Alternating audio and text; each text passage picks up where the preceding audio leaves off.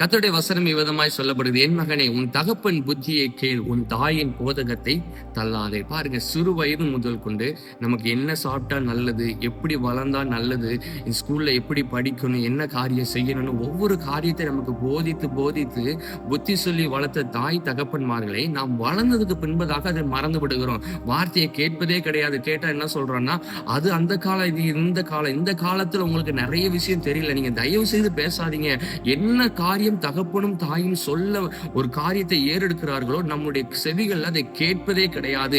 இன்று அப்படி கேட்காமல் இருக்க போய் அநேக ஆசீர்வாதத்தை நான் நிச்சயமா சொல்கிறேன், உங்களுடைய வாழ்க்கையில இழந்து கொண்டிருக்கிறீர்கள். நீங்கள் தகப்பனுடைய புத்தியையும் தாயினுடைய போதகத்தையும் நீங்கள் கேட்டு பழகுவீர்கள் என்றால், கர்த்தருடைய வசனம் அதுதான் நமக்கு சொல்லிக் கொடுக்கிறது. நீங்கள் தகப்பனுடைய புத்தியையும் தாயினுடைய போதகத்தையும் நாம் கேட்டு வளருவோம் என்றால் நிச்சயம் நீங்கள் ஆசீர்வதிக்கப்பட்டவர்களா இருப்பீர்கள். நீ தேவனுடைய பார்வையிலும் ஆசீர்வதிக்கப்பட்டவர்களா இருப்பீர்கள்.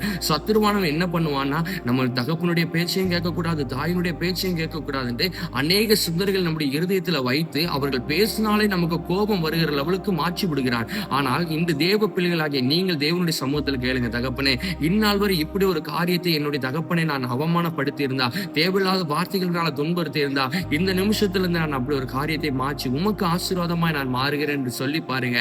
நிச்சயமா கர்த்தர் உங்களையும் உங்கள் குடும்பத்தையும் ஆசீர்வதித்து வைத்த அவர் வல்லவராய் இருக்கிறார். நிச்சயம் நீங்கள் ஆசீர்வதிக்கப்பட்டவர்கள். God bless you.